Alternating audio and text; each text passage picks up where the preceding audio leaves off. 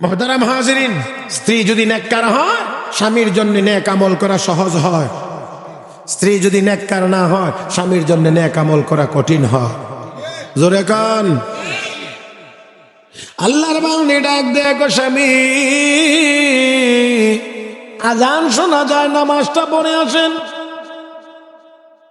ঠিক আছে, নামাজের জন্য মসজিদে চলে গেছেন, মসজিদে নববীতে নামাজ পড়লেন।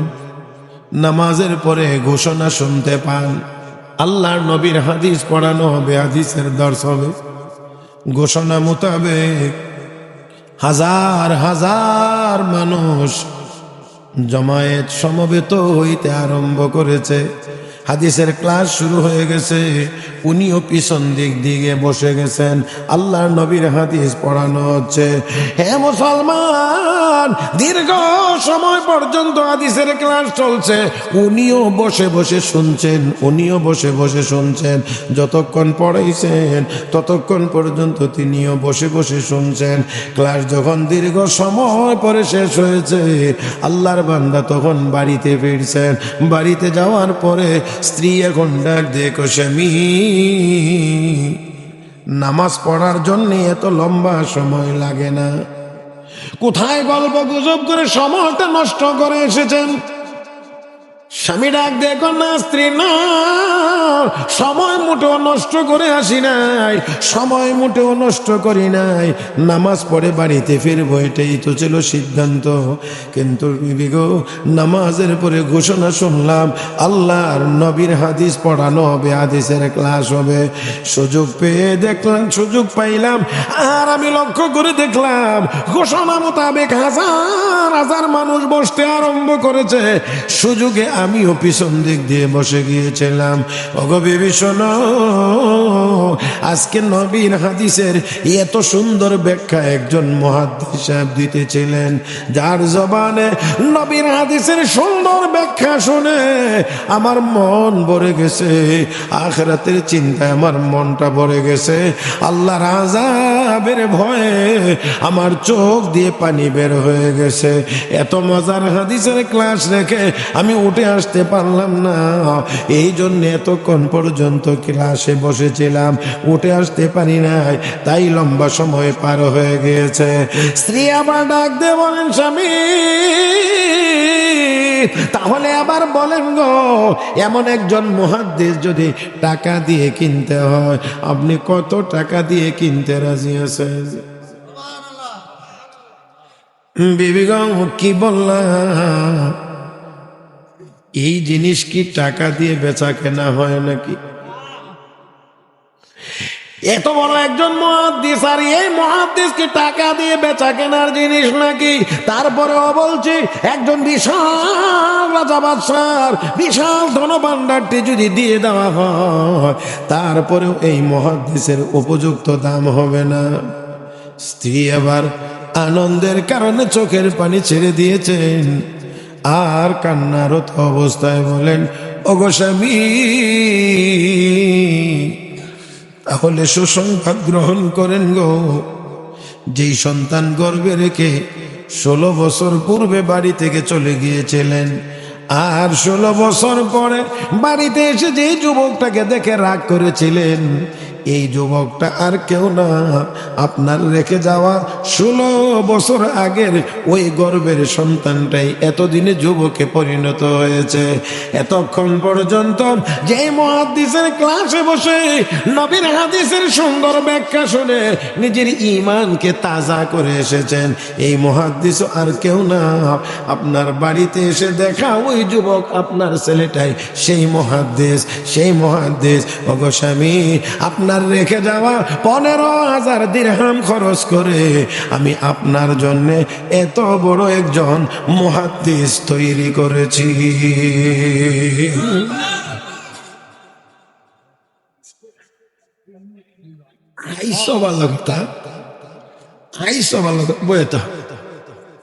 আমি ওয়াজ সাইরা লই, তারপরে ওয়াজ করবাই না ইনশাআল্লাহ। আমার দেখ, এটা আমি ঠিক করুন কই মিনিট, এটা আপনারা দাবি করলে হইতো না, হ্যাঁ কইলে হইতো না, না কইলে হইতো না, আপনারা খালি বইয়া থাকুন। কথা বুঝেন নাই? স্ত্রী বলছেন এই 15,000 দিরহাম দিয়ে আমি আপনার জন্য এত বড় একজন মুহাদ্দিস তৈরি করেছি। এত বড় মুহাদ্দিস হয়েছে এক মায়ের ভূমিকায়, বাবা তখনও বিদেশ। এই জন্য সঠিক সময়ে যদি সঠিক ব্যবস্থাপনার মাধ্যমে আমরা আমাদের সন্তানদেরকে এগিয়ে নিতে পারি, তাহলে এখনো আমাদের সন্তানরা অনেক বড় বড় আলেম, বড় বড় মুহাক্কিক আলেম এবং আল্লাহওয়ালা বুজুর্গ হইতে পারে। আমি আপনাদের খেদমতে পবিত্র কোরআনুল কারীমের সূরা আন-নূরের 52 নম্বর আয়াত তেলাওয়াত করেছি। একেবারেই আমার দিকে তাকিয়ে শুনবেন। যে কয়জন আছেন একেবারে আমার দিক, একেবারে সহজ সরল ভাষা কয়েকটি কথা আপনাদের খেদমতে বলবো। আমার পরেও আবার আপনাদের অত্যন্ত প্রিয় বক্তা, প্রিয় ব্যক্তিত্ব, অত্র এলাকারই বলা যায়, অত্র এলাকারই কৃতি সন্তান হযরত মাওলানা শরীফুজ্জামান রাজীবপুরী। অত্যন্ত যেমন নামে শরীফ, কামেও শরীফ, বয়ানেও শরীফ। তো আপনারা মন ভরে বয়ান শুনবেন। আমি একেবারেই সহজ সরল ভাবে কয়েকটি কথা আপনাদের খেদমতে বলবো, তবে অবশ্যই আমি যেন আপনাদের মনোযোগটা ঠিক পাই, কতটুকু আশা আমি আপনাদের কাছে করছি। মনোযোগী হয়ে কথাগুলো শুনবেন। ছোট্ট একটা আয়াত তেলাওয়াত করেছি। এই আয়াতের ভিতরে সর্বমোট 42টি হরফ আছে, মাত্র 42 হরফ বিশিষ্ট এই আয়াত। কিন্তু মুফাসসিরিন কেরাম লিখেছেন সমস্ত কোরআন শরীফে যা আছে এই ছোট্ট আয়াতের ভিতরে সংক্ষিপ্ত আকারে সব আছে। আল্লাহ সুবহানাল্লাহ মনে হয় বলবেন। শুধু তা না, ইমাম কুরতুবী রাহমাতুল্লাহি আলাইহি তাফসীর কুরতুবীর ভিতরে লিখেছেন হযরত ওমর ফারুক রাদিয়াল্লাহু তাআলা আনহু মসজিদে নববীর দরজার সামনে দাঁড়িয়ে আছেন। এমন সময় রোম থেকে, ইতালি থেকে একজন লোক আগমন করছে, মসজিদে নববীতে প্রবেশ করতেছে আর জোরে জোরে কালেমায়ে শাহাদাত পড়তে আছে। হযরত ওমর জিজ্ঞেস করলেন, ও ভাই, আপনি কি এইমাত্র কালেমা পড়ে মুসলমান হইলেন নাকি আগে থেকেই মুসলমান ছিলেন? লোকটি ডাক দিয়ে বলে, ভাই ওমর, আমি সবে মাত্রই কালেমা পড়ে মুসলমান হয়েছি। হযরত ওমর জিজ্ঞেস করেন, কেন তুমি মুসলমান হইলা? কোনো কারণ জানা আছে কি?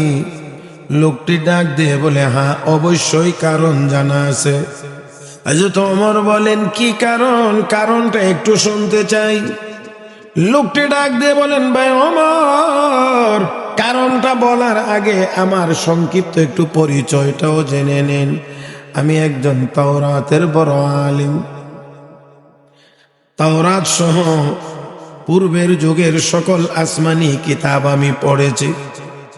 আওয়াজ করে বলেন বুঝে থাকলে, ছোট আলেম। আমি একজন ইহুদি পণ্ডিত। আমি তাওরাত পড়েছি, জবুর পড়েছি, ইনজিল পড়েছি। পূর্বের যুগের সকল আসমানি কিতাবগুলো আমি পড়েছি, বুঝেছি। গত কয়েকদিন আগে আমি জেলখানায় একজন মুসলমানের সাথে ছিলাম, আর ওই মুসলমান জেলখানার ভিতরে বসে বসে আল্লাহর কোরআনের তেলাওয়াত করতেছিলেন। জবানটা কি খুলবেন না মনে হইতেছে না? এদিকে যারা পিছনে আছেন, এই যে এই বাসটা আছেন, এটার পরেরটা, এই যে এটা, ওই আমার দিকে চান, এইদিকে চাওয়া, এই বাসের পরে যেটা, এই বাসের থেকে যারা পিছনে আছেন তারা একটু সুবহানাল্লাহ করুন। দুর্বল যেমন পিছনে, সব কামই পিছনে। যে আর একবার একটু জোরে কোন সুবহানাল্লাহ। ব্যাস, আমার দিক থাকলে আসেন, না থাকলে নাই। যতজন আমার সাথে কথা বলবে আমি তাদেরকেই কথা শোনাই, আর যারা আমার সাথে কথা বলে না আমি এরা জোর করে শোনাইতে আমি বাধ্য না। নাকি লাস্তা আলাইহিম বিমুসাইতির ফাযাক্কির ইন্নামা আনতা মুযাক্কির লাস্তা আলাইহিম বিমুসাইতির। আল্লাহর নবীকে আল্লাহ বলেন, হাবিব আপনি উপদেশ দেন, আপনি উপদেশদাতা, আপনি দারোগা না। বুঝেন নাই? বুঝেন নাই? আমি বলছি না, আমার উপরে রাগ করেন না, আল্লাহ তার নবীকে বলছেন লাস্তা আলাইহিম বিমুসাইতির, আমি আপনাকে তাদের উপরে দারোগা বানায়া পাঠাই নাই যে হ্যান্ডকাপ লাগাইয়া ডান্ডা দিয়া বাইরাইয়া আপনি তাদেরকে কালেমা পড়াইবেন, এই জন্য আমি আপনাকে পাঠাই নাই। এই জন্য আল্লাহ জানায় দিয়েছেন ওমা আলা রাসূলি ইল্লাল বালাগ, পয়গম্বরের দায়িত্ব হলো পৌঁছায় দেওয়া, তো আমিও পৌঁছায় দেব। কথা কয় না? তো যারা যারা বলবেন আমি তাদেরকেই কথা শোনাইব ইনশাআল্লাহ। আর যদি কথা শুনতে চান তাহলে মাঝে মাঝে একটু বললেন, বললে বুঝতে সুবিধা হয়। না আমারও এখানে লাভ তা না, আপনারারও লাভ। আসেন আসেন, কি জানি বলছিলাম, আমি জেলখানায় একজন মুসলমানের কাছে ছিলাম, আর ওই মুসলমান জেলখানায় বসে বসে আল্লাহর কালাম পবিত্র কোরআনের তেলাওয়াত করতেছিলেন। কিসের তেলাওয়াত? কোথায় বসে? তার মানে হলো মুসলমান যেখানেই থাকবে কোরআনের তেলাওয়াত অবশ্যই তার সাথে থাকবে। আর আমরা মসজিদে গিয়া বয়াও তেলাওয়াত হয় না, জিকির হয় না, খালি কেমন আছে দাওয়া লাগবো কবে? আমি শুধু নমুনাটা বলছি, এই কথাটাই যে বলে এটা না, মানে একটা কথা বলছি। মসজিদের ভিতরে গিয়ে আল্লাহ মাফ করুন, জুমার নামাজ পড়তে গিয়ে এমন পাপিষ্ট আছে মসজিদের ভিতরে বসে বসে কি মাশাআল্লাহ কোন কি মোবাইল, মোবাইল না মোবাইল শরীফ, এটা জুমার নামাজের খুতবার সময় আসলে লজ্জা হয়, ভাবতে অবাক লাগে। বাংলাদেশে বর্তমানে এমন যুবক একজন দুইজন না, হাজার হাজার যুবক পাওয়া যাবে যারা সারা জীবনেও এতটুকু সময় আল্লাহর কোরআন খুলে তাকায় নাই যতটা সময় একদিনের ভিতরে সে মোবাইলের দিকে তাকায় দিছে।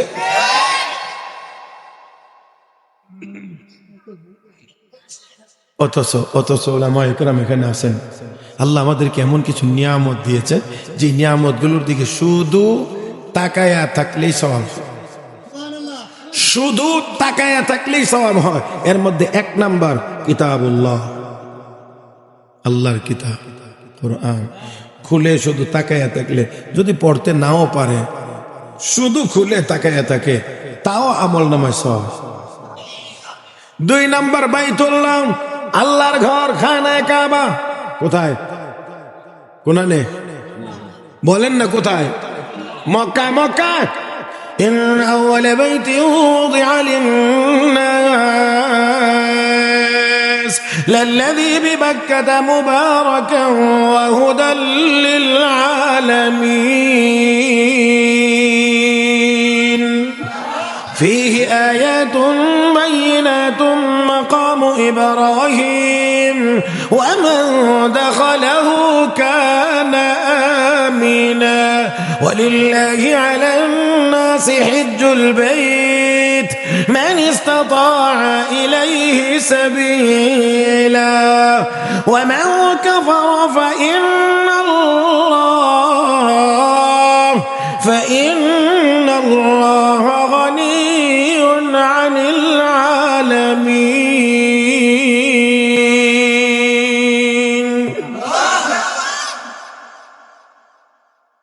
আল্লাহর ঘর, আল্লাহর ঘর বাইতুল্লাহ। আল্লাহ আপনাদেরকে বারবার যাওয়ার তৌফিক দান করুন, আপনাদের বরকতে আল্লাহ আমাকে যেন যাইবার তৌফিক দান করেন। কিচ্ছু করা লাগে না, শুধু এই ঘরটার দিকে তাকায় থাকলেই সওয়াব।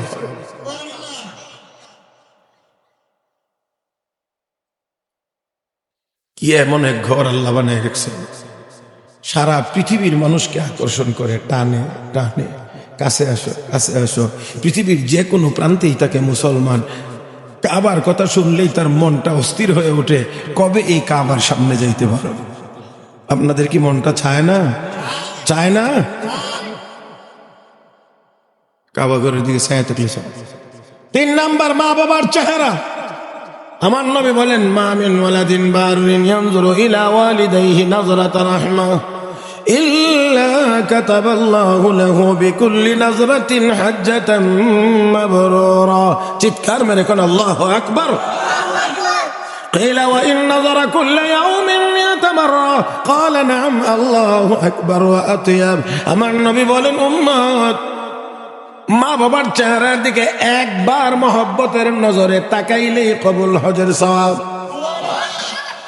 সাহাবী বলেন, হুজুর 100 বার যদি কেউ তাকায়, আল্লাহর নবী কয় 100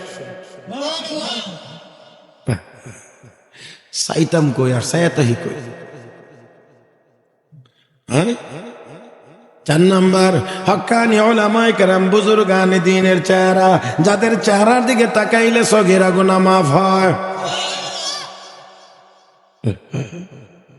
সাইতাম এইদিকে, সায়াতে কি টেলিভিশনের দিকে। হ্যাঁ, মাফ করে দিন, মাফ করে দিন, মাফ করে দিন।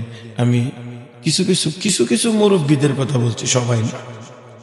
কিছু কিছু মুরব্বীরা এই যুবকরা এই টিভির দিকে ছায়া থাকতে আরো বেশি উৎসাহিত করে, কারণ এই বুইরাটি সারাদিন সার দোকান সারা,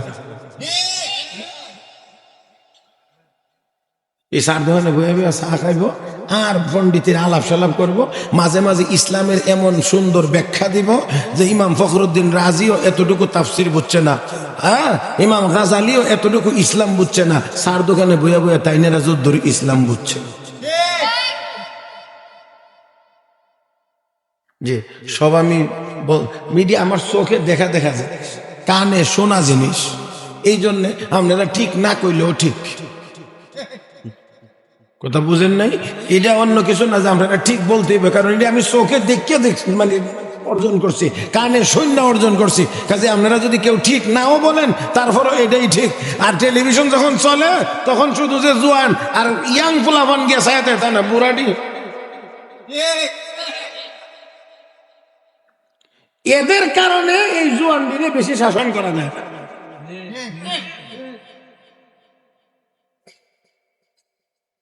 মনে কষ্ট নেই না, নামাজ কান পড়ে বাইরে ওই বুড়া আস্তে কই ওই টুপিটা খুললা পহড়ে তো আগে দোয়ানো বাতি যা সাড়া গরম করে দিস, গরম করে দিলে সময়টা একটু বেশি লাগবে না, ততক্ষণে তাই এক নজর বরকতের টেলিভিশন দেখবো।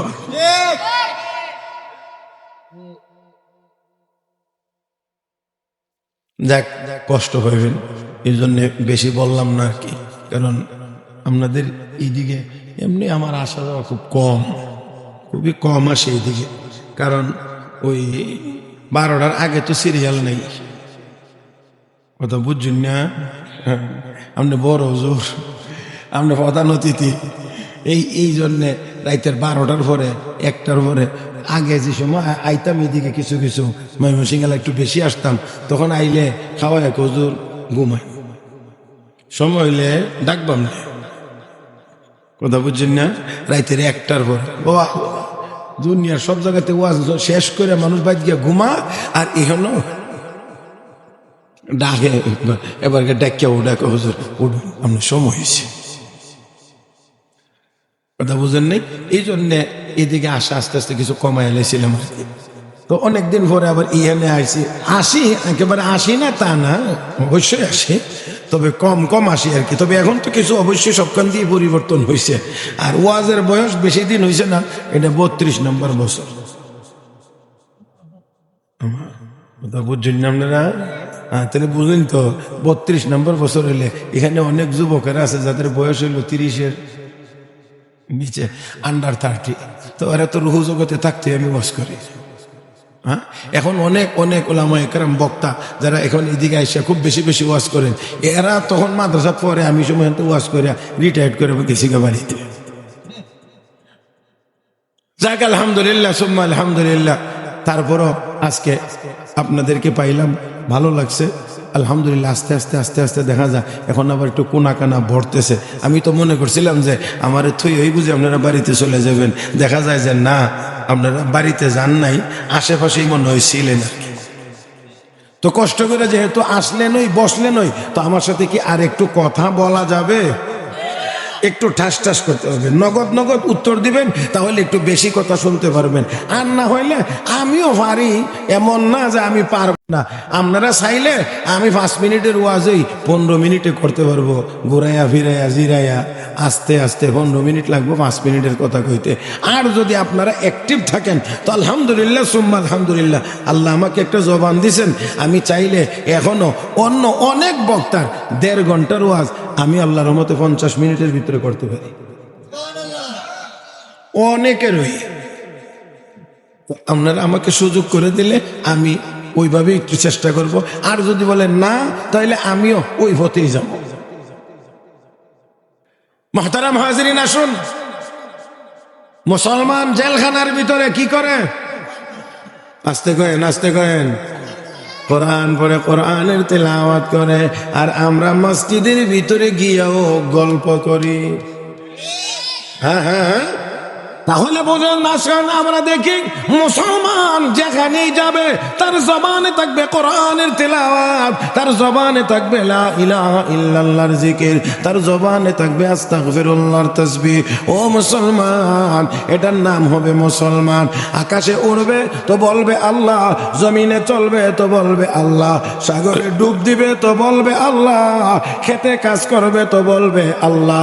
ও মুসলমান, এবার খেয়াল করে দেখেন, সুখের দিনেও বলবে আল্লাহ, দুঃখের দিনেও বলবে আল্লাহ, খাইলেও বলবে আল্লাহ, না খাইলেও বলবে আল্লাহ, এমনকি ফাঁসির মঞ্চে গিয়েও বলবে আল্লাহ। মালিকরে একটু আওয়াজ করে মহব্বতের সাথে একটু আওয়াজ করে ডাক দেন আল্লাহ। সব জবান খুলে বলেন আল্লাহ। अल्लाह अल्लाह क्या मुबारक नाम है, अल्लाह अल्लाह क्या मुबारक नाम है, अल्लाह अल्लाह आशिकों का काम है, ला इलाहा इल्लल्लाह। मोहब्बतेर साथे आर एकटू जोरे बोलेन ला इलाहा इल्लल्लाह, ला इलाहा इल्लल्लाह, ला इलाहा इल्लल्लाह, ला इलाहा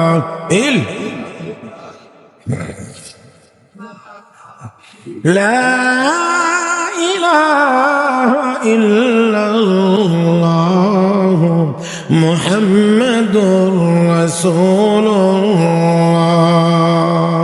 ও মুসলমান, ওই ইহুদি পণ্ডিত বলছেন, ও ভাই আমার, আমি জেলখানায় বন্দি একজন মুসলমানের কাছে গিয়েছিলাম, আর ওই মুসলমান জেলখানার ভিতরে বসে বসে আল্লাহর কালামের তেলাওয়াত করতেছিলেন।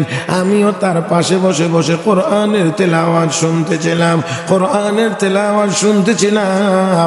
এমত অবস্থায় আমি সূরা নূরের 52 নম্বরের আয়াতের তেলাওয়াত শুনলাম।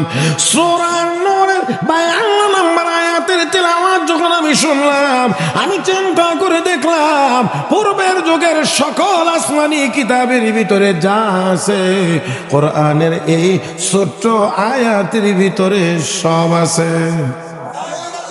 আর একটু মহব্বতে,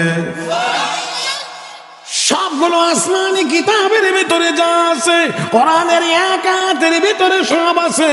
আমার বুঝ হয়ে গিয়েছে যে কোরআনের এক আয়াতের ভিতরে পূর্বের যুগের সকল আসমানি কিতাবের বিষয় পাওয়া যায়। ওই কোরআন দুনিয়ার কোনো মানুষের বানানো হতে পারে না, অবশ্যই এটা আল্লাহর কালাম। চিৎকার মেরে একটা আওয়াজ করে বলেন, কোরআন কার কালাম? তাহলে আল্লাহ মহান, আল্লাহর কালাম মহান। আল্লাহর কালামের সাথে দুনিয়ার কোনো কালামের তুলনা হবে? অতীতে হয় নাই, এখনো হচ্ছে না, ভবিষ্যতেও হবে না না, আমার আমার আমার আমার আল্লাহ যেমন, আমার আল্লাহর কালাম তেমন। আমার নবী বলেন, ক্বালা রাসূলুল্লাহ সাল্লাল্লাহু আলাইহি ওয়াসাল্লাম, তাবাররাক বিল কোরআন ফাইন্নাহু কালামুল্লাহি ওয়া খরাজা মিন। উম্মত রে, কোরআনের মাধ্যমে তোমরা বরকত গ্রহণ করো, কারণ কোরআন আল্লাহর কালাম, আল্লাহর জবান থেকে বেরিয়ে এসেছে। হে মুসলমান, আমার আল্লাহর কালাম, আল্লাহ মহান, আল্লাহর কালাম মহান। আল্লাহর সাথে যেমন কারো তুলনা হয় না, আমার আল্লাহর কালামের সাথেও কোনো দিক দিয়ে অন্য কারো কালামের কোনো তুলনা হয়? কোন দিক দিয়ে হয় না? কোন দিক দিয়ে হয় না। আমি আপনাদেরকে এত দিক দেখাইতেও পারবো না। ও মুসলমান, যদি আপনি দেখেন বিশুদ্ধতার দিক, তাহলে আল্লাহর কালামের সাথে করবে। যদি বলেন মজার দিক, তাহলেও দেখবো কোরআনের মতো মজা আর কোন কিতাবে, কোন বই পুস্তকে কোরআনের সূরা ফাতিহা তেলাওয়াত আপনাদের করা লাগেনি? কোরআনে লাগে? মাশাআল্লাহ, কোন না কোথায় লাগে? নামাজে লাগে। কত রাকাতে লাগে? হ্যাঁ, সব রাকাতেই লাগে। সপ্তাহে কতদিন লাগে? প্রতিদিন লাগে। তাহলে দেখেন, প্রত্যেক রাকাতে লাগে, প্রতিদিন লাগে, কিন্তু তারপরেও এই সূরা ফাতিহার মজা বিন্দু পরিমাণ কমে। বলেন বলেন বলেন, কমে? আলহামদুলিল্লাহি রাব্বিল আলামিন আর রহমানির রহিম মালিকি ইয়াউমিদ্দিন ইয়্যাকা না'বুদু ওয়া ইয়্যাকা নাস্তাঈন ইহদিনাস সিরাতাল মুস্তাকিম সিরাতাল লাযীনা আন'আমতা আলাইহিম গায়রিল মাগদুবি আলাইহিম ওয়ালাদ-দাল্লিন।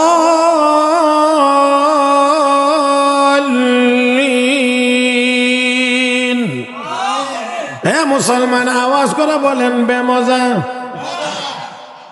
তো মজাটাও যদি আসতে কোন, তো কেমনে মজা? মজা আমি আবারও বলছি, কোরআনের এই সূরা ফাতিহার তেলাওয়াত বেমজা না মজা? গতকালকেও ছিল, আজকেও মজা, আগামীকালকেও, আগামী বছরেও, আগামী 100 বছর পরেও। শুধুমাত্র দুনিয়ায় মজা তা না, জান্নাতের ভিতরে গেলেও। আল্লাহু আকবার। আপনারা কেমনে বুঝাইতে পারবো আমি জানি না। আমি এত দূর যাইতে পারবো না, এত বড় করে বলতেও পারবো না। জান্নাতের ভিতরে গেলেও আল্লাহ কোরআন তেলাওয়াতের আয়োজন করবেন, অনুষ্ঠান করবেন। হ্যাঁ, কেমন লাগবে ওই দিন? কয়জন মানুষ হইব এখানে? কয়জন মানুষ হইব? যত মানুষ জান্নাতি হইব। শুধু আমরা নবী না, সব নবীর সব জান্নাতি উম্মত এই প্যান্ডেলের মধ্যে বসে থাকবে। প্যান্ডেলটা কত বড় হইব? আজকেরটা সমান হই। আল্লাহ, হ্যাঁ, কত বড় হবে এই বিশাল প্যান্ডেলের ভিতরে। সব জান্নাতীরা বসবে যার যার আসনে। আবার একজন আরেকজনটা দ্বৈতার্থ না, কথা বুঝেন নাই? একজন আরেকজনটা বসতে পারবে না, এখানে কোনো দাফট টাফট চলবে না। যার যার জন্য চেয়ার আলাদা আলাদা, ঠিক না? যে না কেউ কারোটা দখল করতে পারবে না। এবার আসেন, এই একটা স্টেজ হবে। এই স্টেজের মধ্যে 1.25 লক্ষ আম্বিয়া একরাম বসবেন। তাহলে স্টেজটা কত বড় হইব?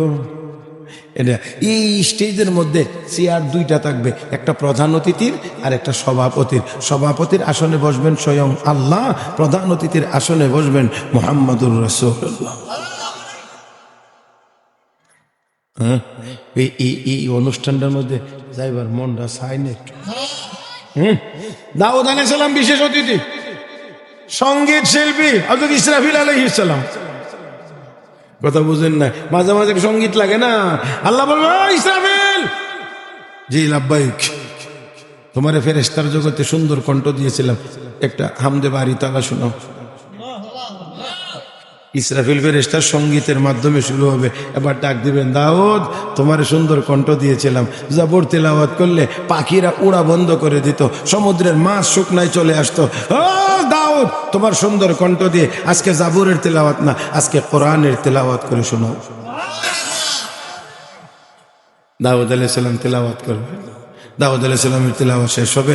এবার আল্লাহ বলবেন, হাবিব, কোরআন তো দাউদ নবীর উপরে নাজিল করি নাই, দান দাউদ নবী শহীদ করে নাই, তায়েফে রক্ত দাউদ নবী দেয় নাই, আপনি হাবিব কষ্ট করেছিলেন, আজকে সব জান্নাতি বান্দা বান্দীদেরকে আপনি তেলাওয়াত করে শোনান। আমার আপনার নবীর তেলাওয়াত আবার কেমন মজা হবে।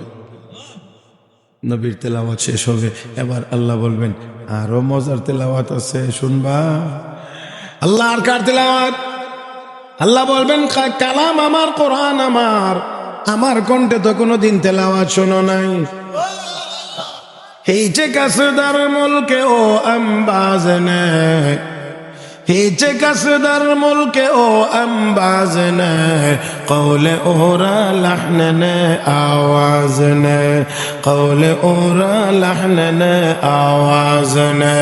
আল্লাহর আওয়াজ কেমন হবে এটা আমাদের কারো কোনো জানা না। আল্লাহর কণ্ঠ কেমন হবে এটা আমাদের কারো জানা। ও মুসলমান, আল্লাহর কণ্ঠে তেলাওয়াত, তবে এতটুকু বলতে পারি, বেমজা না মজা। হে মুসলমান, আল্লাহ বলবেন, আমি তেলাওয়াত করে শোনাইব, আমি তেলাওয়াত করে শোনাইব। আল্লাহু আকবার। এমন সময় একটা স্প্রে হবে আলাদা আলাদা, এর আগে আর এই স্প্রে হয় না, এমন একটা স্প্রে হবে পুরা অনুষ্ঠানটা অন্যরকম মাতোয়ারা হয়ে যাবে। আর এমন সময়ে আমার আল্লাহ নিজেকে দেখায় বলবেন, আনার রহমান,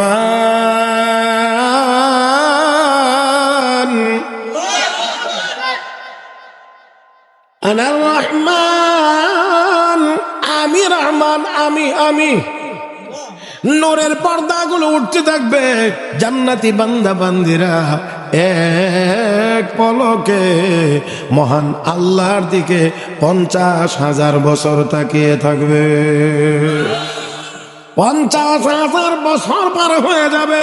হে মুসলমান, এরপরে যখন আল্লাহ আবার পর্দার আড়ালে চলে যাবেন, জান্নাতি বান্দা বান্দিরা বলবে, একটু না মাত্র দেখলাম, একটু না মাত্র দেখলাম। ও মুসলমান, আল্লাহকে দেখবার কি মনে চায়? हौरो खिलमन जितने नेमत है तो सबसे बढ़कर नेमत दीदार तो जन्नतो दोज़ख से या रब क्या करूं आरज़ू है मैं तुझे देखा करो तो जन्नत रा बने का दे वमन बदरा बदो ज़ख़बारो व बस बाशद मुरा आजा तमन्नाए साले तो हजरत अब्दुल कादिर जिलानी रातेर शेष भागे उठे उठे ताहाज्जुদের নামাজ পড়ে দোয়া করতেন আর কাঁদতেন আর বলতেন, আল্লাহ তোমার নেককার বান্দা বান্দীদেরকে জান্নাত দিয়ে দিও, আমার মতো গুনাহগার আব্দুল কাদেরকে তুমি দুজখেই দিও, তবে রে মালিক দুজখের এমন জায়গাতে দিও যেখান থেকে আমার মনে চাইলে আমি আব্দুল কাদের তুমি আল্লাহর চেহারা দেখতে পারি।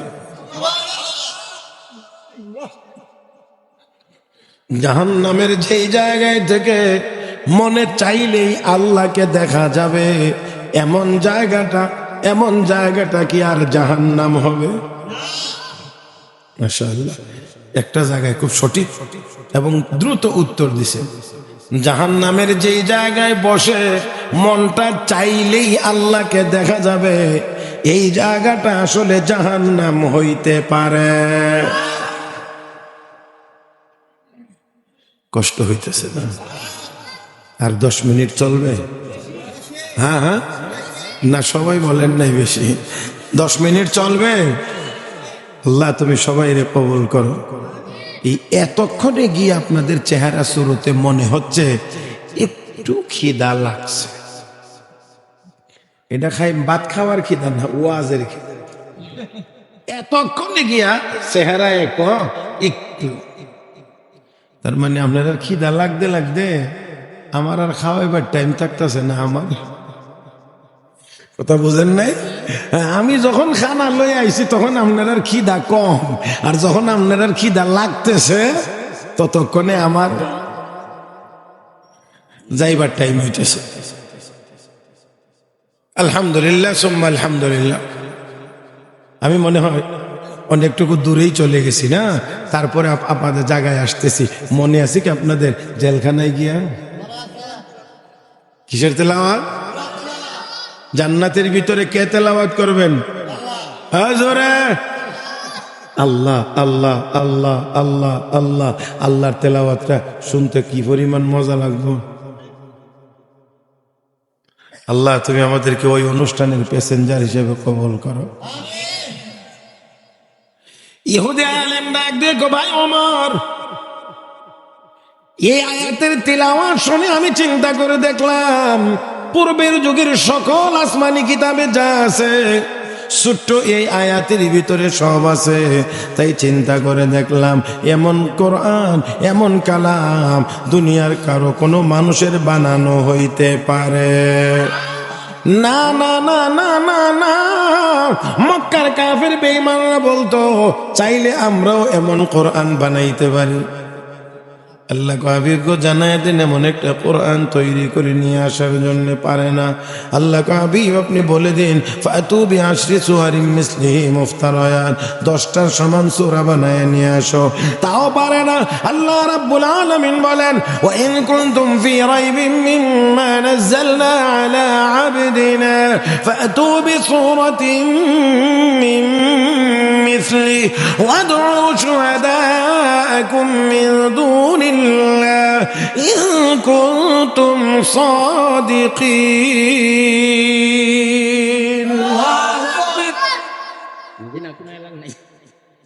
না আমি তো আপনার আওয়াজ দিকে বুঝছি যে আমার মনে হয় ছুটি পাবো না। আপনার দিয়ে হার দলের জি মাশাআল্লাহ, এরকম বললে তো ভালোই। মাশাআল্লাহ, এরকম বললে খুব ভালো। আমার জীবনে এক বক্তারে মানে শুধু ধরাইবার লাগি, মাইক খাওয়াইবার লাগি 8টা থেকে রাত 12:30 পর্যন্ত ওয়াজ করছি, কিন্তু আল্লাহর রহমতে বক্তারে আর ধরাইবার সুনসিব আমার হইছে না। কয়টার থেকে কয়টা? 8টা থেকে 12:30। কতক্ষণ ওয়াজ করছি? মাত্র। কিন্তু তারপরেও 3বার এর ভিতরে এলান হয়েছে, স্লোগানও হয়েছে, সাহাবাই চল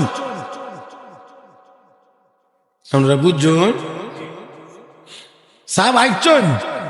এর ভিতরে 4.5 ঘন্টা, কিন্তু 4.5 ঘন্টার পরে দেখি সাহাব দোয়া মোনাজাত ছাড়া হই কেউ আর কিছু কইছি না, কইয়া নিজে নিজে মাইটে গেছি।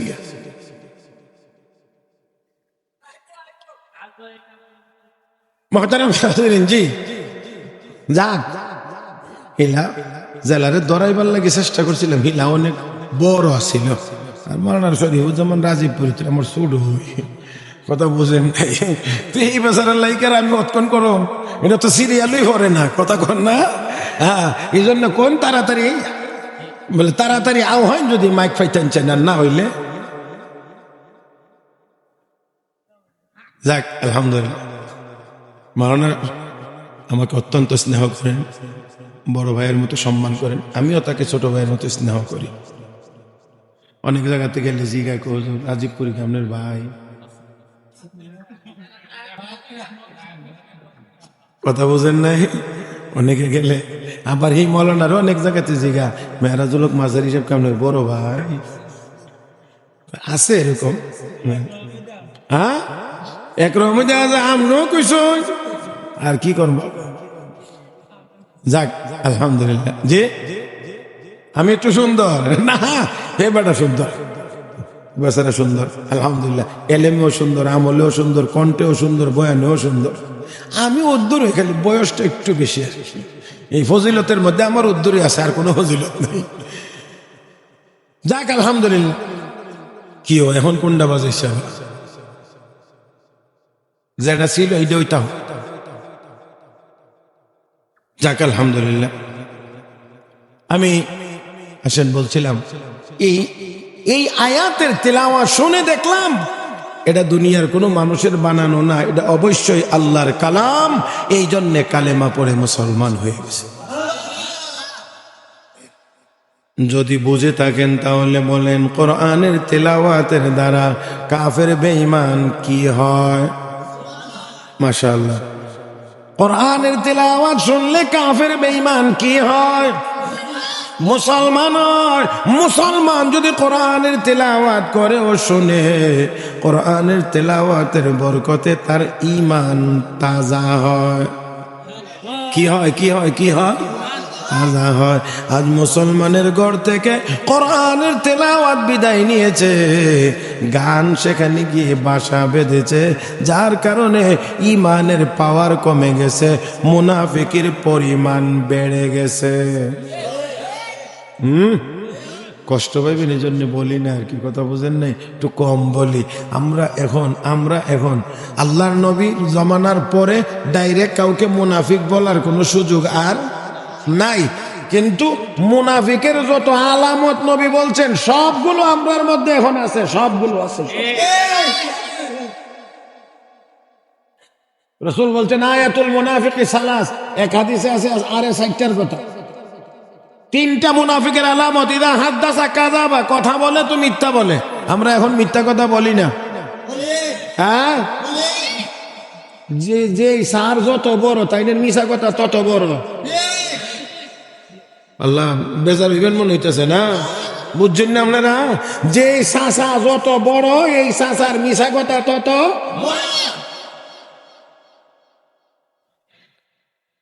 বেশি। কয়েন না যে কমায় কই, মিথ্যা মিথ্যা মিথ্যা। হাজার হাজার মানুষের সামনে সুন্দর করে গোছায়া গাছায়া মিথ্যা কথা বলে এই দেশে মানুষ। আর যারা বলতে পারে আরে আমরা দেশের বড় নেতা, হ্যাঁ বড়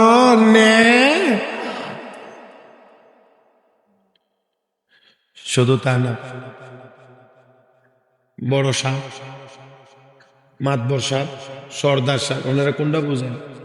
বিচার আচার যে করে তুমি কইতা তো, তুমি বুঝো না যে আমি কি চাইতেছি? তুমি আমার একেবারে কাছে আছো, জোরে কইও, সহযোগিতা মাতাব্বর সাহ শুক্রবারে জুমার নামাজ খান পড়ে আয়া, কারণ তাই তো আগেও মসজিদ নাই পরেও নেই। কোন টাইমে, কোন দিন কোন টাইমে বুঝছেন? আমার কিছু বুঝছেন আপনারা? শুক্রবার আইলে দেখবেন বাবা মারের পাঞ্জাবি টাঞ্জাবি দিয়া টুপি জিলমিল লাগায়া, হ্যাঁ নামাজের মুসল্লা খান,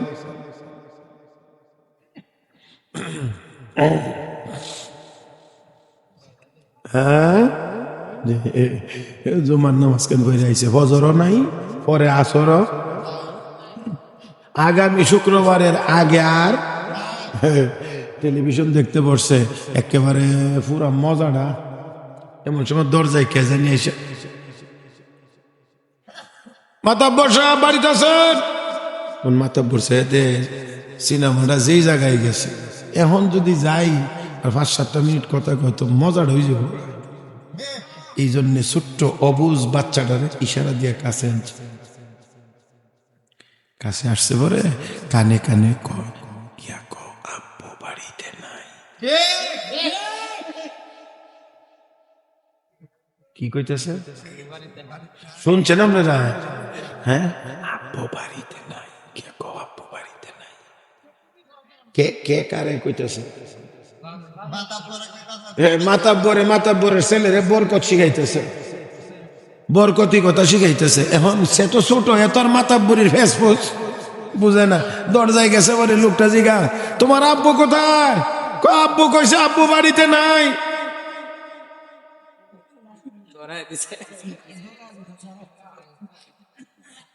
কে কইছে কে বাড়িতে নাই?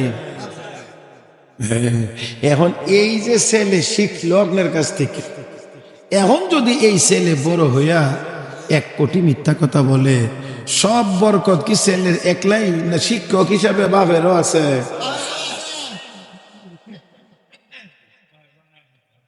জি, আমরা শুধু মিথ্যা বলি না, এখন মিথ্যার ফ্যাক্টরি খুললে বসছে।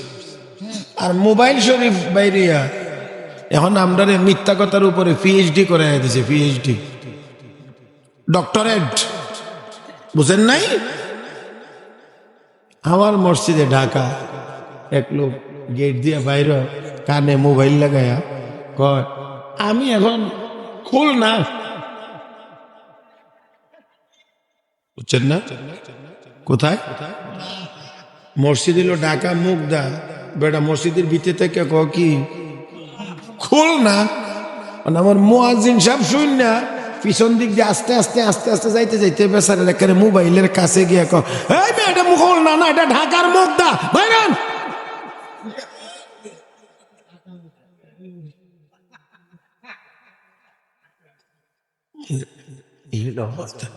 মুনাফিকের আলামত 1 নাম্বার কি কথা বলা, কি কথা বলা, মিথ্যা কথা বলা। 2 নাম্বার ওয়াইদা ওয়াদা আখলাফা, ওয়াদা করলে ওয়াদা লঙ্ঘন করা, ওয়াদা খেলাফ করা। বলেন দেখি ওয়াদা খেলাফ আমাদের মধ্যে নাই না আছে? ওই জোরে কোন নাই না আছে? 3 নাম্বার ওয়াইদা তুমি না খানা, আমানত রাখলে আমানতের খেয়ানত করে, এমন মাতাব্বর আপনাদের এলাকায় নাই, অন্য এলাকায় আছে। আল্লাহ মাফ করুন, আল্লাহ মাফ করুন। এই জন্য বলছিলাম যে কাউকে সুনির্দিষ্টভাবে এখন মুনাফিক বলার কোনো সুযোগ নাই, কিন্তু মুনাফিকের আলামত বিশ্লেষণ করলে দেখা যায় মুনাফিক হওয়ার জন্য যত আলামত লাগে সব আলামত আমাদের মধ্যে আছে। আল্লাহ আমাদেরকে হেফাজত করুন, আল্লাহ আমাদেরকে হেফাজত করুন, আল্লাহ আমাদেরকে হেফাজত করুন। জোরে বলি আমিন, আরো জোরে বলি আমিন। রাজীবপুরি সব আয়া পড়ছে, কথা বুঝুন না? তার মানে আমার বিদায়ের ভিসা লাগিয়ে গেছে, এখন আওয়ার ভিসা না, এখন যাওয়ার ভিসা লাগতেছে, কথা বুঝেন নাই? আয়োক না আইলেও কতক্ষণ বয়তের কথা কনা রে। হ্যাঁ, আপনারা কি মনে ফারুম নি মনে? হ্যাঁ, যদি আয়া করে আয়া হলেও কমো কেন? হ্যাঁ হ্যাঁ চলবে, চলবে না রে তাকবীর। ই আওয়াজ হইন নই বেটা, বইয়া বইয়া পরে আমার বদুয়া দিব, কই বলে দেখ তাই বয়সে বড় দীক্ষা আমার লোকে কি শুরু করছে, কথা বুঝলেন না? আলেম তো বড়, আলেম বড়, বুজুর্গ বড়, আমি বয়সে একটু বড়, কথা বুঝেন, একটু বয়সের বেটাগিরি দেখাইছি আর কি। আসেন আসেন আসেন আসেন, তাহলে একটু আমরা খেয়াল করি ছেলে মেয়েকে কেমন বানাইতে হবে, কি শিখাইতে হবে, আর যদি সঠিক শিক্ষা দেওয়া যায় তাহলে কি হইতে পারে। একটা ঘটনা আপনাদেরকে শোনাই, একবারে আমার দিকে তাকায় শুনতে হবে, একদম আমার দিক তাকান। জি না, কেউ যদি এদিকে চাইতেন তাহলে আর হবে না, একটু আমার দিক, আমার দিক। ইমাম রবিয়াতুর রায় রহমতুল্লাহ বাড়ি মদিনা শরীফ। কোথায়? মদিনা শরীফ। উনি যখন ওনার মায়ের পেটে, মায়ের গর্ভে, তখন ওনার বাবা সিরিয়াতে চলে গেছিলেন ব্যবসার জন্য। যাওয়ার সময়ে ওনার আব্বা ওনার মার কাছে, স্বামী তার স্ত্রীর কাছে 15,000 দিরহাম দিয়ে বলছিলেন, এগুলো দিয়ে তুমি তোমার সংসার চালাও, আমার আসতে দেরি হবে। দারুল উলুম দেওবন্দ মাদ্রাসার সুদীর্ঘ 56 বৎসরের প্রিন্সিপাল হযরত আকদাস হযরত মাওলানা হাকিম আখতার সাহেব, কারি তৈয়ব সাহেব রহমতুল্লাহি আলাইহি, তিনি তার খুতবাতের ভিতরে বলেছেন ওনার এই বাণিজ্যিক সফর ছিল একটানা 16 বছর। এই দিক দিয়ে জন্ম নিয়েছেন, মা নাম রাখছেন রবিয়া। বড়ই মহব্বত করে আদর্শ আঁক দিয়ে লালন পালন করছেন। ছেলে আস্তে আস্তে করে বড় হইতে আছে, পড়ার সময় যখন হয়েছে মা তাকে মক্তবে পাঠাইয়া দিয়েছেন। আলিফ বা তা সা শেখানো শুরু করেছেন। ও মুসলমান, এটাও মনে রাখতে হবে, মুসলমানের সন্তানের জীবনের প্রথম শিক্ষা হবে আলিফ বা তা সা দিয়ে। জোরে বলেন। আমার ভাইয়েরা, আগডুম বাগডুম ঘোড়ার ডুম, এইগুলো দিয়ে মুসলমানের সন্তানের শিক্ষা শুরু হবে না। মুসলমানের সন্তানের শিক্ষা শুরু হবে আলিফ বা তা সা দিয়ে, আউযু বিল্লাহ বিসমিল্লাহ দিয়ে। আমার ভাইরা, আমার বন্ধুরা, মা তার সন্তানকে মক্তবে পাঠিয়ে দিয়েছেন, আলিফ বা তা সা শিক্ষা দিতে আছেন। আস্তে আস্তে করে ছেলে সামনের দিকে এগিয়ে যায়, মাও পিছন দিক দিয়ে আগায়া নেওয়ার ভূমিকা পালন করতেছে। আস্তে আস্তে করে সামনের দিকে আগায়, মা পিছন দিক দিয়ে ভূমিকা পালন করে।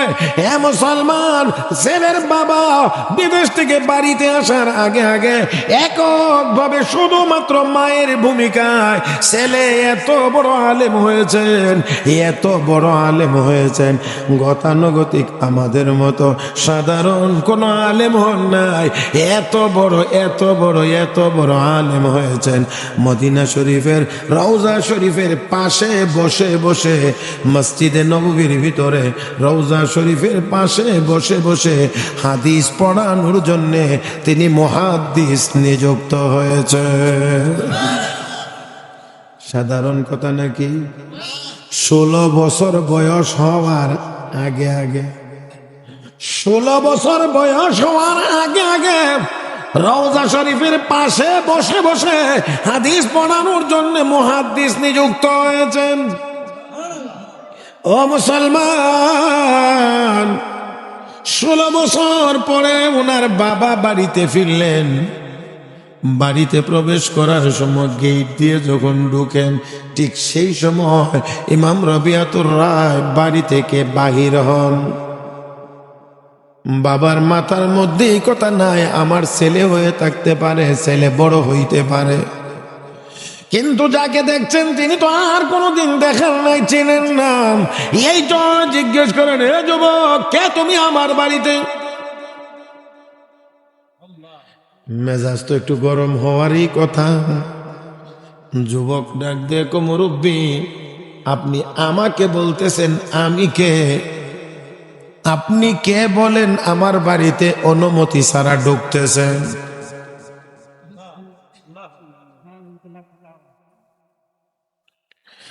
মুরব্বী বলে, তুমি কে? যুবক বলে, আপনি কে? কথা আস্তে আস্তে উত্তপ্ত হচ্ছে, গরম হইতেছে। কেউ কাউকে চিনে না, কিন্তু বাড়ির মহিলা তো দুজনকেই চিনেন। সামনে এগিয়ে এসেছেন, ছেলেকে ধাক্কা দিয়ে বলেন, যাও তুমি তোমার কাজে যাও। স্বামীর হাত ধরে বলে, আসেন, বাড়িতে আসেন।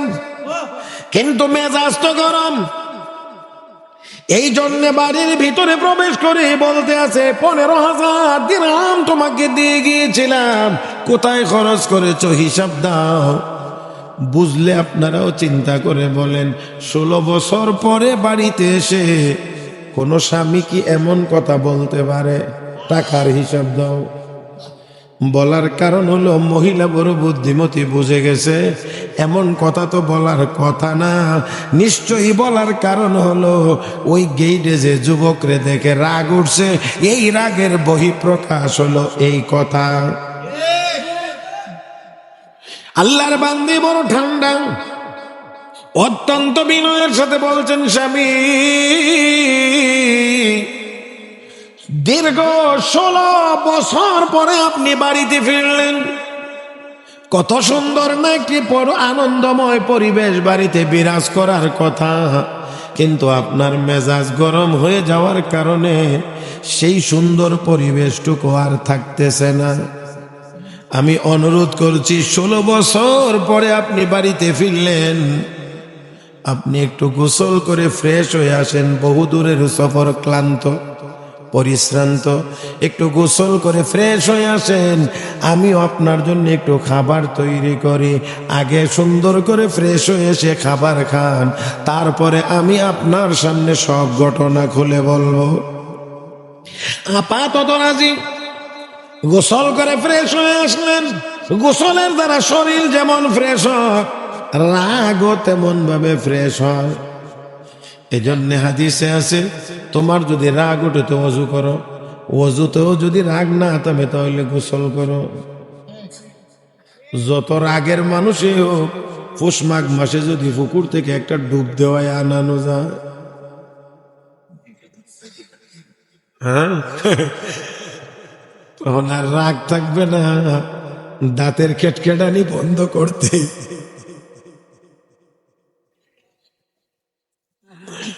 গোসল করে আসলেন, ফ্রেশ হয়ে আসলেন, মেজাজটাও ফ্রেশ।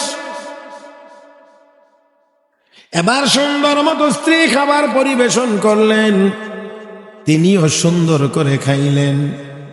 খাওয়া দাওয়া শেষ, এমনি শোনা যায় মসজিদে নববীতে আজান শুরু হয়ে গেছে। মহিলা ডাক দেখো স্বামী,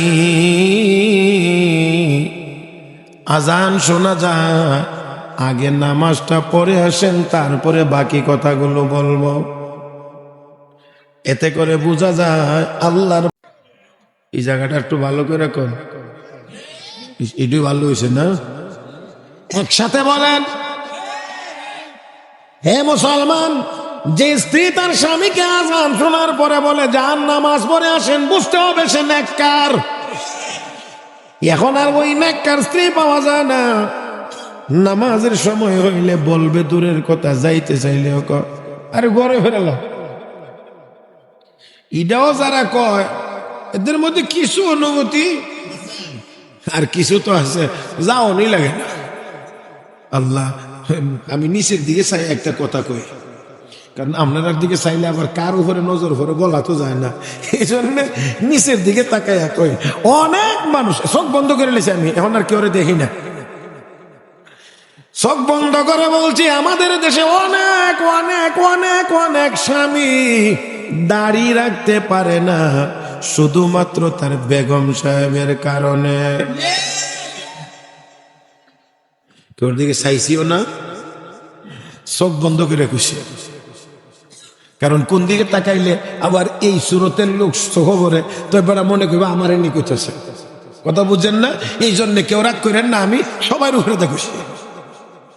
হ্যাঁ, জি জি জি, এমন অনেক আছে, অনেক আছে, এমন সুনির্দিষ্ট লোক আমাদের জানা মতে আছে, আমার জানা মতে আছে, ছিল। ও মুসলমান, এমন এমন এমন এমন আমাদের এক সাথী আলেমুল আমাদেরকে খুব মহব্বত করে, দাড়ি রাখেন না।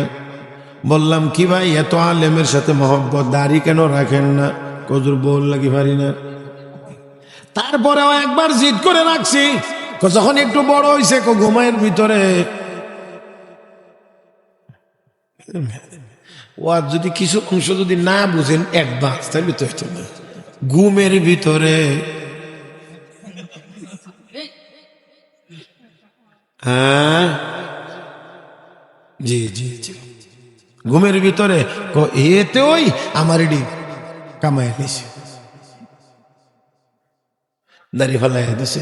আরো বলে দাড়ি না রাখলে যে গুণ হইবে আমার দিলে। এমন বউ যদি বরকতি বউ ঘরে থাকে তো বেশ তো যাওয়া একবারে সহজ না। यारे बद बदतर बुअद आज मारे बद, यारे बद बदतर बुअद आज मारे बद, बेहक जाते पाके अल्लाह समद, यारे बद आरत रासू ये जहीम, यार ने को गिरता या बिनईम। বুঝে শুনে বন্ধু ঠিক করতে হবে, বুঝে শুনে বিয়া শাদিও করতে হবে। বুঝলেন? খালি মাল দেখেন না, লাল দেখেন না, কথা বুঝেন নাই? কালারটা যদি লাল হয়, চামড়াটা যদি লাল হয়, তাহলে আর হোশ থাকে না। কিন্তু আনার পরে দেখা যায় চামড়ার কালার যত লাল, এটার চরিত্র তত লাল। আর আসতে কষ্ট হয়েছে মনে হয় না? জি মুহতারাম হাজিরিন, স্ত্রী যদি নেককার হয় স্বামীর জন্য নেক আমল করা সহজ হয়, স্ত্রী যদি নেককার না হয় স্বামীর জন্য নেক আমল করা কঠিন হয়। জোরে কান। আল্লাহর বান্দা ডাক দেখো স্বামী, আজান শোনা যায়, নামাজটা পড়ে আসেন। ঠিক আছে, নামাজের জন্য মসজিদে চলে গেছেন, মসজিদে নববীতে নামাজ পড়লেন। নামাজের পরে ঘোষণা শুনতে পান, আল্লাহর নবীর হাদিস পড়ানো হবে, হাদিসের দর্শ হবে। ঘোষণা মোতাবেক হাজার হাজার মানুষ জমায়েত সমবেত হইতে আরম্ভ করেছে। হাদিসের ক্লাস শুরু হয়ে গেছে, উনিও পিছন দিকে বসে গেছেন, আল্লাহর নবীর হাদিস পড়ানো হচ্ছে। হে মুসলমান, দীর্ঘ সময় পর্যন্ত হাদিসের ক্লাস চলছে, উনিও বসে বসে শুনছেন, উনিও বসে বসে শুনছেন। যতক্ষণ পড়াইছেন ততক্ষণ পর্যন্ত তিনিও বসে বসে শুনছেন। ক্লাস যখন দীর্ঘ সময় পরে শেষ হয়েছে, আল্লাহর বান্দা তখন বাড়িতে ফিরছেন। বাড়িতে যাওয়ার পরে স্ত্রী এখন ডাক দেখো, স্বামী নামাজ পড়ার জন্য এত লম্বা সময় লাগে না, কোথায় গল্প গুজব করে সময়টা নষ্ট করে এসেছেন। স্বামী ডাক দেখো, না স্ত্রী না, সময় মোটেও নষ্ট করে আসি নাই, সময় মোটেও নষ্ট করি নাই, নামাজ পড়ে বাড়িতে ফিরবো, এটাই তো ছিল সিদ্ধান্ত। কিন্তু বিবি গো, নামাজের পরে ঘোষণা শুনলাম আল্লাহর নবীর হাদিস পড়ানো হবে, হাদিসের ক্লাস হবে। সুযোগ পেয়ে দেখলাম, সুযোগ পাইলাম, আর আমি লক্ষ্য করে দেখলাম ঘোষণা মোতাবেক হাজার হাজার মানুষ বসতে আরম্ভ করেছে। সুযোগে আমিও পিছন দিক দিয়ে বসে গিয়েছিলাম। ওগো বিবি শোনো, আজকে নবীর হাদিসের এত সুন্দর ব্যাখ্যা একজন মুহাদ্দিস সাহেব দিতেছিলেন, যার জবানে নবীর হাদিসের সুন্দর ব্যাখ্যা শুনে আমার মন ভরে গেছে, আখিরাতের চিন্তায় আমার মনটা ভরে গেছে। আল্লাহর আযাবের ভয়ে আমার চোখ দিয়ে পানি বের হয়ে গেছে। এত মজার হাদিসের ক্লাস রেখে আমি উঠে আসতে পারলাম না, এই জন্য এতক্ষণ পর্যন্ত ক্লাসে বসেছিলাম, উঠে আসতে পারি নাই, তাই লম্বা সময় পার হয়ে গিয়েছে। স্ত্রী আবার ডাক দিয়ে বলেন, স্বামী তাহলে আবার বলেন গো, এমন একজন মুহাদ্দিস যদি টাকা দিয়ে কিনতে হয়, আপনি কত টাকা দিয়ে কিনতে রাজি আছেন? বিবি গো কি বললাম, এই জিনিস কি টাকা দিয়ে বেচা কেনা হয় নাকি? এত বড় একজন মুহাদ্দিস, আর এই মুহাদ্দিস কি টাকা দিয়ে বেচা কেনার জিনিস নাকি? তারপরেও বলছি, একজন বিশাল রাজা বাদশার বিশাল ধনভাণ্ডারটি যদি দিয়ে দেওয়া হয়, তারপরেও এই মুহাদ্দিসের উপযুক্ত দাম হবে না। স্ত্রী আবার আনন্দের কারণে চোখের পানি ছেড়ে দিয়েছেন, আর কান্নারত অবস্থায় বলেন, ওগো স্বামী তাহলে সুসংবাদ গ্রহণ করেন গো, যেই সন্তান গর্ভে রেখে 16 বছর পূর্বে বাড়ি থেকে চলে গিয়েছিলেন, আর 16 বছর পরে বাড়িতে এসে যেই যুবকটাকে দেখে রাগ করেছিলেন, এই যুবকটা আর কেউ না, আপনার রেখে যাওয়া 16 বছর আগের ওই গর্ভের সন্তানটাই এতদিনে যুবকে পরিণত হয়েছে। এতক্ষণ পর্যন্ত যে মুহাদ্দিসের ক্লাসে বসে নবীর হাদিসের সুন্দর ব্যাখ্যা শুনে নিজের ঈমানকে তাজা করে এসেছেন, এই মুহাদ্দিস আর কেউ না, আপনার বাড়িতে এসে দেখা ওই যুবক আপনার ছেলেটাই সেই মুহাদ্দিস, সেই মুহাদ্দিস। ওগো স্বামী, আপনার রেখে যাওয়া 15,000 দিরহাম খরচ করে আমি আপনার জন্য এত বড় একজন মুহাদ্দিস তৈরি করেছি।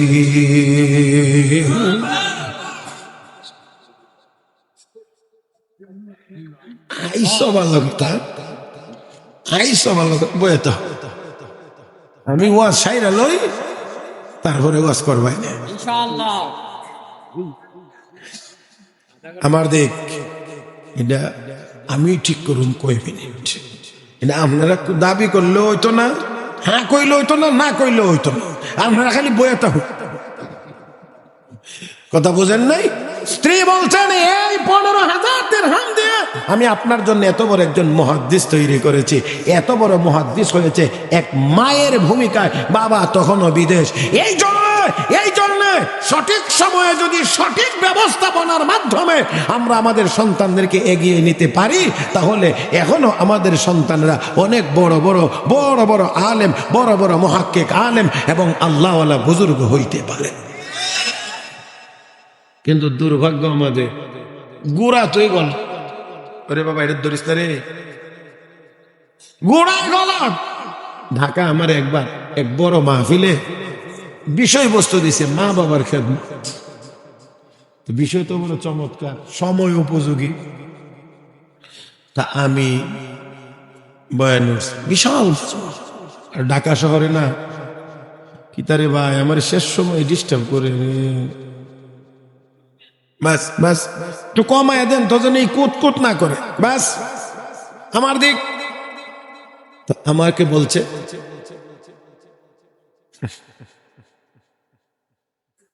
আমার বিষয় মা বাবার খেদমত। তো আমার দিকে তাকান। তা আমি বয়ানের শুরুতে বললাম, সন্তান আগে না মা বাবা আগে? মা বাবা আগে। আরে আমার আব্বা আমার মা তারা আগে স্বামী স্ত্রী হইছে, তারপরে আমি সন্তান হইছি। তারা আগে, তাহলে আমি তাদের ঘরে হইছি। তাহলে বলে হ্যাঁ মা বাবা আগে। তো সন্তান মা বাবার ঘরে জন্ম নেয়, ঠিক না? তাহলে সন্তান জন্মের পরেই কি মা বাবার খেদমত করবে না একটু বড় হয়ে করবে? বড় হয়ে করবে। তো সন্তান জন্মের পরে ইসলাম বলে, শরীয়ত বলে, আল্লাহ বলেন, আল্লাহর রাসূল বলেন, সন্তান জন্ম নেওয়ার পরে মা বাবার কাছে সন্তানের কিছু পাওনা দাওনা আছে। এটা সন্তানে মা বাবার কাছে আগে হয়।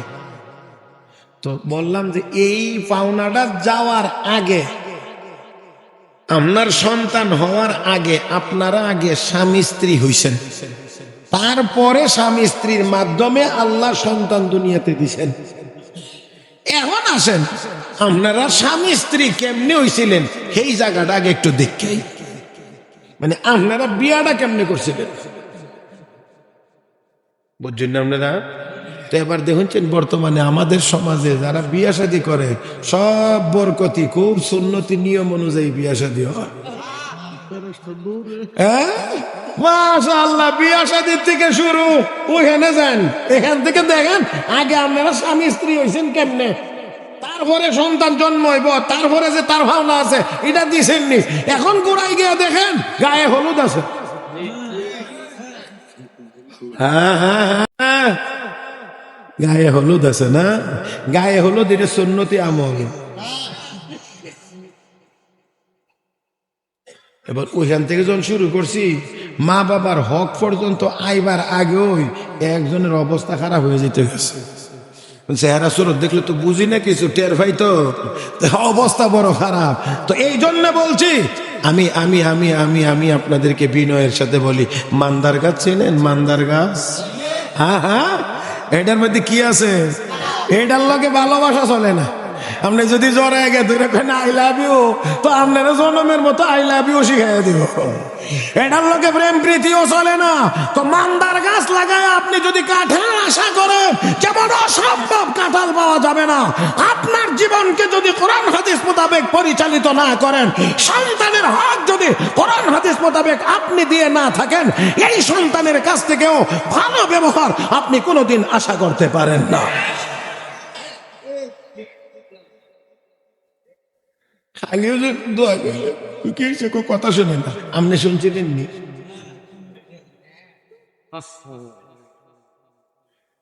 হ্যাঁ, এটার অর্থ এই না যে ছেলে মেয়ে আপনার অবাধ্য হবে, আপনার সাথে বেয়াদবি করবে, সেই কথা আমি বলছি না। কিন্তু প্রত্যাশার আগে আমাদের দেখতে হবে তো গাছ লাগাইছেন কোনটা,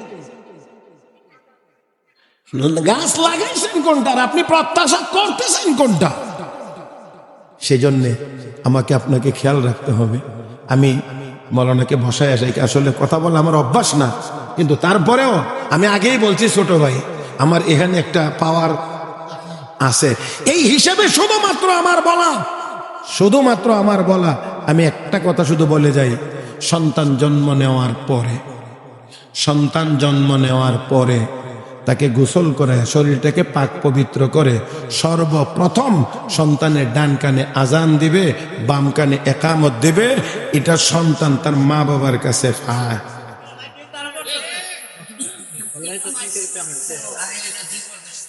এতক্ষণ তো ভালোই ছিল, এরপর এটা লড়লো কেমনে? বাস, সন্তান মা বাবার কাছে এটা পাও না। ডান কানে আজান দিবে, বাম কানে একামত দেবে, তাকে শোনায়া দিতে হবে, বুঝাইয়া দিতে হবে তুমি মুসলমানের সন্তান। 7 দিন যখন হবে, 7 দিনের দিনে তার মাথার চুল ফালাইবে, সম্ভব হলে সমপরিমাণ স্বর্ণ রূপা আল্লাহর রাস্তায় দান খয়রাত করবে, সম্ভব হলে। যদি এটা না হয় আকিকা করবে। বলে এটা করলে আকিকা করা লাগবে না, সেই মাসালা বলছি না, মানে আকিকা তো আলাদা বিষয়, এটা আলাদা বিষয়। তো আকিকা করবে। আর সবচেয়ে গুরুত্বপূর্ণ বিষয় হলো 7 দিনের দিনে ওই সন্তানের একটা এমন নাম রাখবে যেই নামটা শুনলে বোঝা যাবে সে মুসলমানের সন্তান। যেমন টাইগার, যেমন বুলেট, যেমন বিদ্যুৎ, যেমন বন্যা, যেমন বৃষ্টি। বুঝেন নাই? তো মেয়ের নাম রাখছেন বন্যা, তো বছরে বছরে বন্যা হইলে অসুবিধা কি? ঘরে ঘরে বন্যা, তো আল্লাহ আমি কি দোষ করলাম? ফানি তোর ঘরে ঘরে দেখো, তোরা তো ডেইলি শতবার ডাকতেছ, বন্যা এদিকে, বন্যা এদিকে, বৃষ্টি এদিকে। তো আল্লাহ আমার কি দোষ? তুই সারা বছর ডাকস, আমি একবার দে, তো ঘরের সাল পর্যন্ত হয়।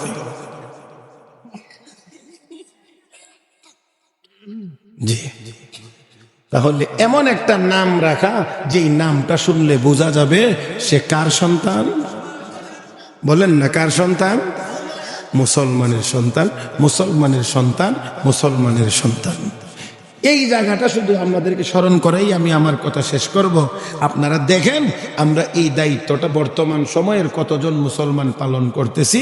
এখন এই নামগুলো ঘরের ভিতরে, বলে নাম রাখলে কি অসুবিধা, নামের কি প্রভাব?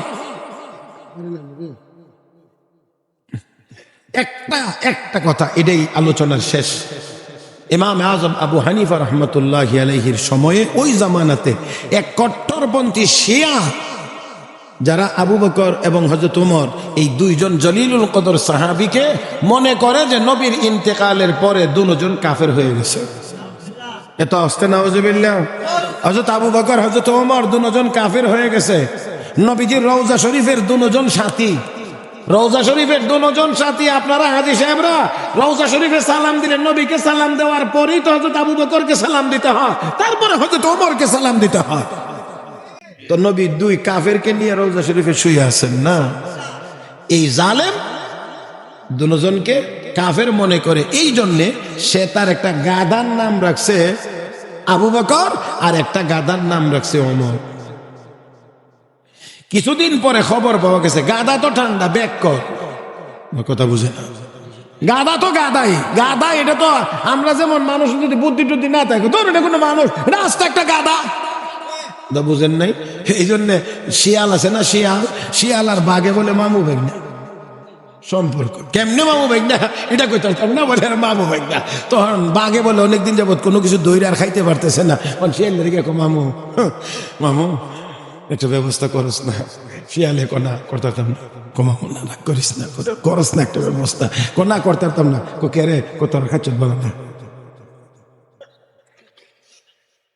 ও কি খাচ্ছত বলা না, তারা ফুটফাত করস বেশি। কোনোটারে যদি একটু তেল তুল মাইরে আনি তো আধা হতো আইবার আগে তোরা রাগ উঠছে জায়গা ফাঁত ফুট শুরু করস পরে জায়গা। ওটা বুঝেন নাই? কটা মামু কিচ্ছু করতাম না, একবারে নিরব বইতাম।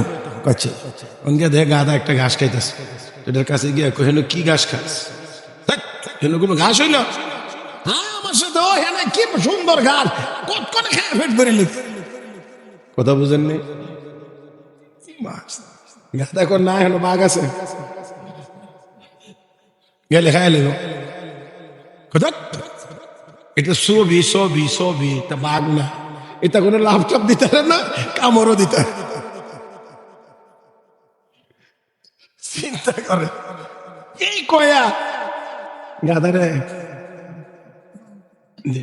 নিচে অন্য ওই যে বাঘের যে খাচ্ছত খারাপ কাছাকাছি গেছে, এখন একটু লারা মারছে নি, এটা আবার এই করছে। তখন শিয়ালের কত না কইছি তোর খাচ্ছত বলা না, এত করে বুঝাই একটু যাই আনলাম, এখন গেল গানি কমাম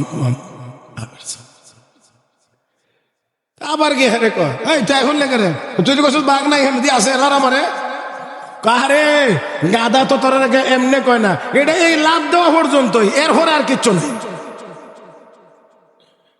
এইভাবে বলে বলে আবার আবার নিচে, এখন বাঘেও দেয় সর্বনাশ, লড়লে চললে তো আবার হওয়া যাবে না, তা আবার এবার যখন কাছে গেছে তো জাগা মতোই ধরছে, তো জাগা মতো ধরছে, গাঠটা চিপাদা ধরে রক্ত রক্ত খাইয়া তৈয়া বাঘে একটু রেস্ট নিতে গেছে। এই ভাগা দিয়ে শিয়ালে নিবারে কলজাটা খাই নিছে, কতক্ষণ পরে বাঘে খাওয়া শুরু করছেন, কলজা আর হয় না। তো জিগা মামু কলিজা কই, ওই ভাই না কলিজাই যদি থাকতো, এটা যদি কলিজাই থাকতো তো তোর একবারের দাও খাইয়া যাওয়ার পরে আবার দ্বিতীয়বার আয়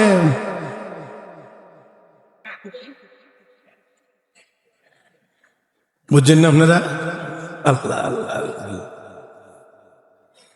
আল্লাহ আপনারা হেদায়েত দান করুক। আমি আর কথা বড় করতে চাই না। তো দেখেন যে কথাটা বলতে চাইছিলাম সেই কথাটা হলো, নাম রাখছে গাদা, গাদার নাম রাখছে আবু বকর, গাদার নাম রাখছে ওমর। চিৎকার মেরে কন্যা ওযুবিল্লাহ।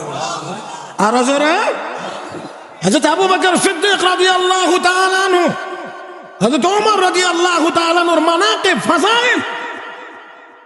মাওলানা শরীফুজ্জামান রাজীবপুরের মতো যারা বিদগ্ধ আলোচক, তারা যদি এক একজনের জীবনী নিয়ে আলোচনা এক এক দিন করে করে তারপরেও শেষ করা সম্ভব হবে না।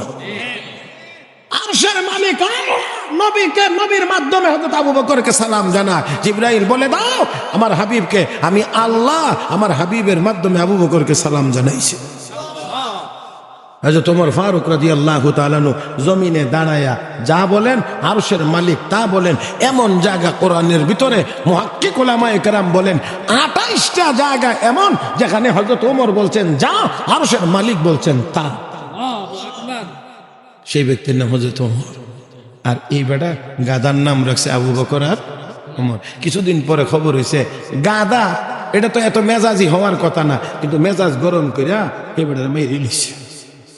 ইমাম আযম আবু হানিফার কাছে যখন খবর আসছে যে গাদা তারে মেরে নিছে, ইমাম আবু হানিফাকে খবর নিয়ে গিয়ে দেখো যে গাদাটার নাম রাখছিল ওমর, এই গাদাটাই মনে এই কাম করছে।